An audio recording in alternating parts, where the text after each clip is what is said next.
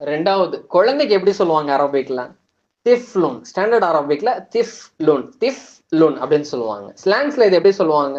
சவுதியா இருந்தா திஃப்லுன் அப்படிங்கிறதும் பயன்படுத்துவாங்க. ஒலத் ஒலதுன் ஒலது திஃப்ல் ரெண்டுமே சொல்லுவாங்க. திஃப்ல் ஒலத். ஓகேங்களா?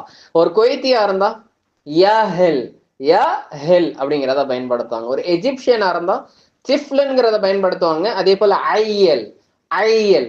ஸோ இது எல்லாமே குழந்தைக்கு, ஒரு பையனா இருக்கட்டும் குழந்தையா இருக்கட்டும் என்ன பண்ணுவாங்க, இது எல்லாமே பயன்படுத்துவாங்க. உதாரணத்துக்கு குழந்தை தூங்கிட்டு இருக்கு திஃபுல் நாயிம் திஃபுல் நாயிம் ஒலத் நாயிம் அயல் நாயிம் யஹல் நாயிம். ஸோ இது எல்லாமே என்ன பண்ணிக்கலாம், நம்ம சொல்லிக்கலாம். மூணாவது, கதவுக்கு என்ன சொல்லுவாங்க அரபிக்ல? டோர்.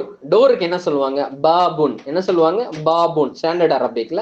ஸ்லாங்ஸ்லயுமே குவைத்தா இருக்கட்டும் எஜிப்சியனா இருக்கட்டும் சவுதியா இருக்கட்டும் என்னதான் பயன்படுத்துறாங்க? பாப் பாப் அப்படின்னு சொல்லுவாங்க. உதாரணத்துக்கு கதவை மூடு டோரை க்ளோஸ் பண்ணுங்க எப்படி சொல்றது? சக்கிரில் பாப் சக்கிரில் பாப் கஃபிரில் பாப். ஸோ இது எல்லாமே நம்ம என்ன பண்ணிக்கலாம், பாப் அப்படிங்கிற ஒரு பயன்பாட்டை நம்ம என்ன பண்ணிக்கலாம், பயன்படுத்திக்கலாம்.